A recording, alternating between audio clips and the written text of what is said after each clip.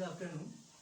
मैं अमन कुमार आपके पास मैं अपना यूट्यूब चैनल में सेल एजुकेशन, जो आपको मैंने पहले भी बताया था, बहुत ही उत्कृष्ट संस्थानों में से एक है, में आपका हार्दिक स्वागत है। देखिए, हमारा जो यह सेल एजुकेशन है, इसके बारे में मैं थोड़ा परिचय दे दूं। ये बहुत ही उत्कृष्ट और सर्वोच्च संस्थानों में से एक है। और जब यह ऑफलाइन मोड में चलता था तो बहुत सारे चीज़ हैं जो आपके बीच हम वहाँ ऑफलाइन मोड में भी बताए थे, लेकिन उस बीच में हुआ यूँ कि कोविड-19 का भी प्रकोप आ गया, और आने की वजह से हुआ क्या कि आपका जो भी ऑफलाइन क्लासेस थी वो बंद हो गई। तो फिर इसी सेल एजुकेशन इंस्टीट्यूट के माध्यम से इस कोविड-19 के सापेक्ष में ऑनलाइन कार्यक्रम चलाया गया, जिसमें हम लोगों ने यूट्यूब चैनल के माध्यम से इस सेल एजुकेशन को ऑनलाइन माध्यम से जोड़ दिया। तो हम चाहेंगे कि इस सेल एजुकेशन को आप यूट्यूब चैनल के माध्यम से, या जो मैं लिंक शेयर करूंगा उसके माध्यम से, आप इसे निश्चित रूप से खोलें और मेरे यूट्यूब चैनल सेल एजुकेशन को यहाँ लिखा है लाइक करें, सब्सक्राइब करें और ज़्यादा से ज़्यादातर लोगों को प्रचार प्रसार करें, ताकि ज़्यादा से ज़्यादा तक लोग जानें और इसके बारे में समझें, और जो इसमें पढ़ाई की जो व्यवस्था है, जो भी सब्जेक्ट है, उसके बारे में अच्छे से जानें, समझें और हमारे यूट्यूब चैनल से जुड़ें।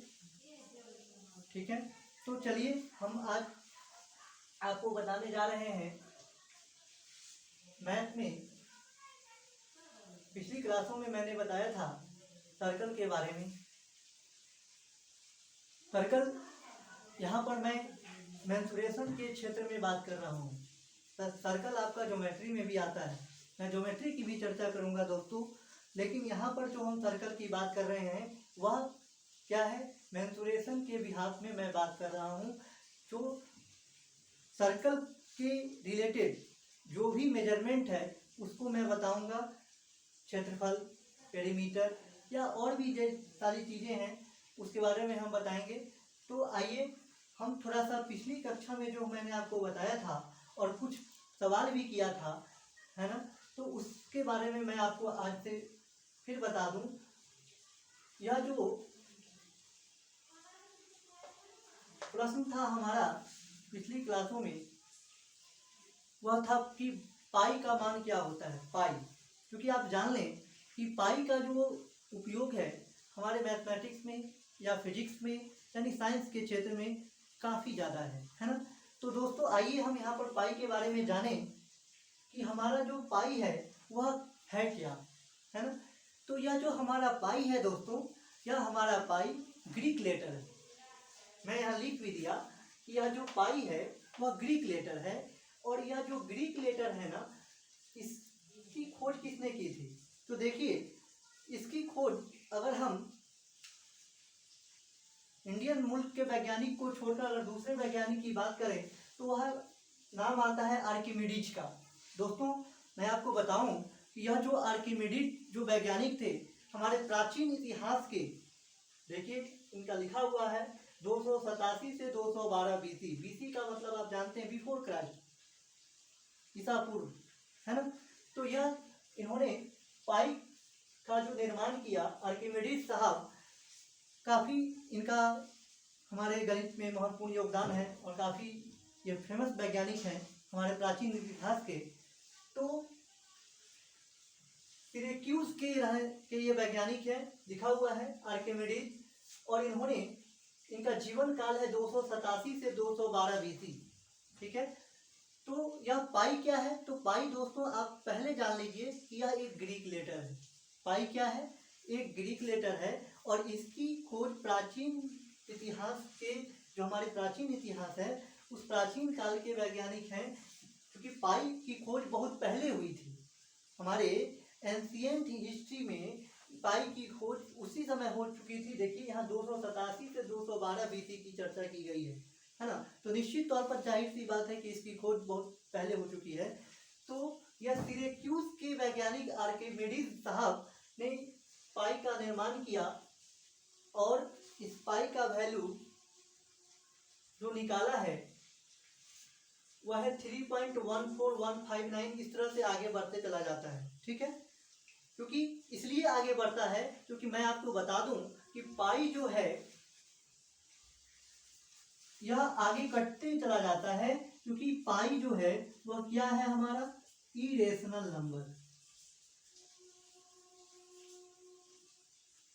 पाई हमारा क्या है इरेशनल नंबर। इरेशनल नंबर वैसे नंबर को कहते हैं, यहाँ पर ऐसे डेफिनेशन की बात करें तो उसको हम पी बाई क्यू के फॉर्म में डिनोट नहीं कर सकते हैं, है ना।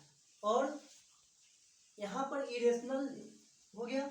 और एक पाई का मतलब एक इरेशनल का मतलब ये भी होता है कि जिसका हम डिवाइड करते हैं पी बाई क्यू के रूप में, है ना, उस वह अनवरत करते रहता है। अनवरत तो जरूर करता है और वैल्यू रिपीट भी करता है। वैल्यू क्या करता है, वैल्यू रिपीट भी करता है।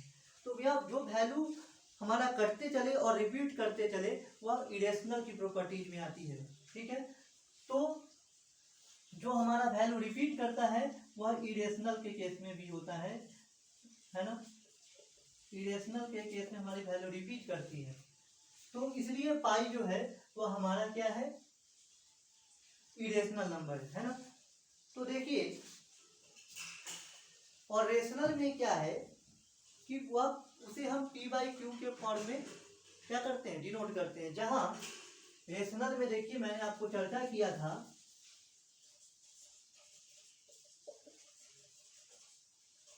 रेशनल नंबर में क्या होता है, इसे पी बाई क्यू के फॉर्म में डिनोट करते हैं। और यहाँ पर क्या है कि क्यू जो है हमारा 0 के बराबर नहीं है ना। तो ये जो पी बाई क्यू जो हमारा रेशनल है वह एक डिफिनिट वैल्यू देता है, ठीक है। लेकिन यह जो हमारा इरेशनल है यह आगे की ओर करते रहता है और वैल्यू को रिपीट करते रहता है ना। एक निश्चित इंटरवल ऑफ पीरियड के बाद या निश्चित इंटरवल टर्म के बाद सेम वैल्यू रिपीट करते रहती है। तो वैसी प्रॉपर्टीज किस केस में होती है इरेशनल के केस में। इसलिए पाई जो है वह इरेशनल के कैटेगरी में आता है। चलिए एक तो ये बात हो गई। दूसरा जो है अगर हम इंडियन मैथमेटिशियन भारतीय गणितज्ञ की बात करें दोस्तों, तो यह जो हमारी भारतीय गणितज्ञ जिनका नाम है माधवा एंड आर्यभट्ट, माधवा एंड आर्यभट्ट दोनों ने सामूहिक रूप से कार्य किया है पाई के प्रति। और इन्होंने इन दोनों के योगदान से यह हमारे भारतीय मूल के गणितज्ञ हैं और इन्होंने भी पाई का मान निकाला है। इसको डिवाइड करके देखिए 62,832 को 20,000 से डिवाइड इन्होंने किया है और 3.1416 यह एक्चुअल वैल्यू इन्होंने लाया है। और ये वैल्यू आगे की ओर भी कटते रहता है ना, और रिपीट भी करते रहता है। तो यह हमारे इंडियन मैथमेटिशियन जो है जिनका नाम है माधवा एंड आर्यभट्ट, दोस्तों जरूर याद रखिएगा इसे, है ना। और इन्होंने जो डिवाइड किया है वह क्या डिवाइड किया है 62,832 डिवाइडेड बाई 20,000 इन्होंने डिवाइड किया है और वह लाया है 3.1416। इस तरह से आगे रिपीट करते रहता है। उसके बाद देखिए अगर हम फ्रैक्शनल वैल्यू की बात करें दोस्तों, तो पाई का जो फ्रैक्शनल मान है वह होता है 22/7, ठीक है। आपको हम बताएंगे जब मेंसुरेशन में जब हम आपको एग्जांपल बताएंगे वर्कआउट, जब हम आपको एक्सरसाइज बताएंगे तो आप देखेंगे कि वहां पर लिख देता है कि पाई का मान 3.14 या पाई का मान लिख देता है 22/7। इस तरह से आपको यूज में हिंट्स दे देता है, ठीक है। देखिए यहाँ पर जो हमने आपको एक मान बताया था 3.14159 इस तरह से, लेकिन हम यूज में जो लेते हैं वह 3.14 तक ही लेते हैं। ये हम फिर से आपको बता दें। और यही कारण है कि जो हमारी यूज जो वैल्यू होती है पाई का डेसिमल में वह होता है 3.14 और फ्रैक्शन में होता है 22/7, ठीक है। तो अब आइए थोड़ा सा यह हम पाई की चर्चा कर दिए जो मैंने आपसे पिछली कक्षाओं में पूछा था। तो आइए युवा साथियों अब यहाँ देखिए थोड़ा हम मेंसुरेशन की बात कर लें। तो मेंसुरेशन में सर्कल जो हम आपको बताए थे, यह क्या है, यह जो है वह बिंदुओं का कलेक्शन ऑफ पॉइंट, बिंदुओं का समूह है, बिंदुओं का क्या है, एक पाथ है ना, जहां से बिंदुओं का एक पाथ है जिसके सेंटर से उस पॉइंट की जो दूरी होती है वह कांस्टेंट होती है ना। It is a collection of point from centre O to distance from any point remains constant, है ना। यानी यह जो हमारी सेंटर है, from centre O to any point, यानी the distance from centre O to any point of circle remains constant. इसलिए हमारी जो यह सेंटर O है, वहां से कहीं भी आप इसके पॉइंट पर अगर आप लाइन ड्रॉ करते हैं तो इसकी जो डिस्टेंस जो होती है वह हमेशा हर पॉइंट पर कांस्टेंट होती है। अगर हम r मान लेते हैं तो यह भी r होगा, यह भी r होगा, और सर्कल के सापेक्ष में इस r को हम क्या बोलते हैं, रेडियस बोलते हैं। ठीक है, तो यहाँ देखिए, तो यह जो हमारा अगर 1 है ये भी 1 होगा, ये भी 1 होगा, है ना। ठीक है, और मेंसुरेशन की बात कर रहे हैं तो निश्चित रूप से आप यूनिट का ध्यान रखेंगे हमेशा। ठीक है, तो यूनिट का आप ध्यान रखेंगे। तो देखिए दोस्तों, यहाँ सर्कल में यह तो हो गई रेडियस की बात। अब यहाँ सेंटर O से राइट साइड B का जो डिस्टेंस है वह भी रेडियस होगा, और सेंटर O से लेफ्ट साइड जो हमारा A है, O से A की जो डिस्टेंस होगी वह भी हमारी क्या कहलाएगी, रेडियस ही कहलाएगी। और ये टोटल डिस्टेंस जो हमारा AB निकलेगा वह क्या है, वह R प्लस R निकलेगा, जिसको हम क्या बोलेंगे, 2R। और इसी 2R को हम सर्कल में क्या बोलते हैं, डायमीटर। क्या बोलते हैं,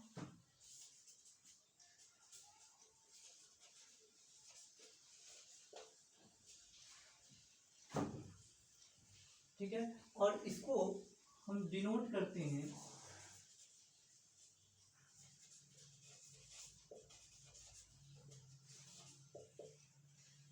स्मॉल d से।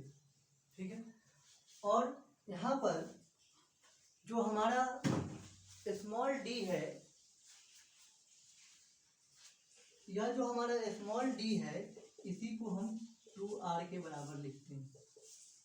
यानी हमारी जो डायमीटर है ना वह ट्वाइस ऑफ रेडियस होती है, यानी रेडियस का दुगना।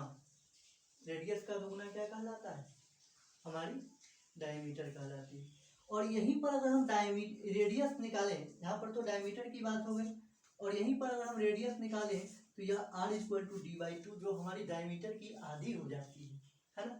देखिए, क्योंकि ये डिस्टेंस भी सेम है और ये भी डिस्टेंस सेम है ना। तो अगर यह 1 है तो यह भी 1, तो टोटल 2, है ना। और 2 का अगर हम आधा करेंगे तभी ना 1 आएगा, और ये 1 क्या है, रेडियस है। यही कारण है कि यह जो हमारा रेडियस है वह डायमीटर की आधी हो जाती है। ठीक है, अब आइए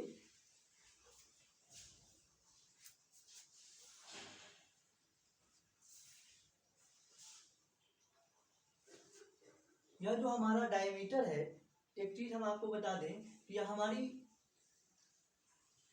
सबसे, यह जो हमारी AB है, AB डायमीटर, यह पूरा अगर हम क्षेत्र ये ले लें तो ये सबसे लार्जेस्ट कॉर्ड कहलाती है, सबसे बड़ी जीवा होती है हमारी डायमीटर।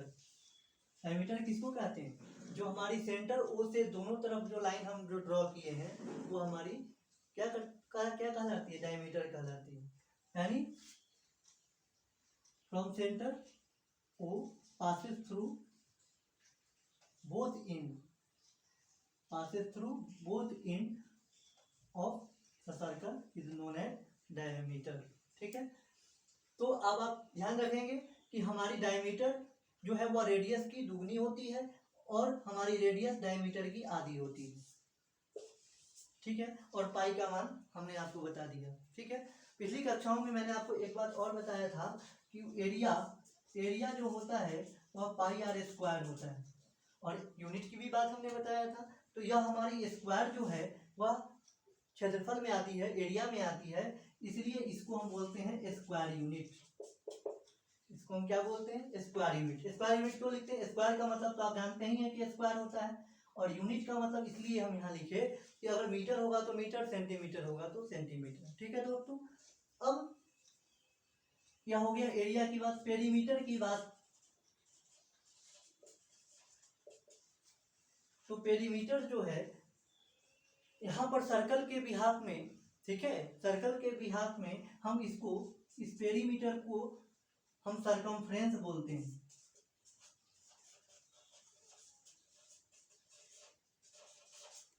क्या बोलते हैं? सरकमफ्रेंस बोलते हैं। ठीक है, जिसको सी से डिनोट करते हैं। ठीक है, और यही जो हमारी पेरीमीटर ऑफ सर्कल या पेरीमीटर ऑफ सरकमफ्रेंस है ना, तो इसको सी से डिनोट करते हैं। तो यह जो हमारी सी है,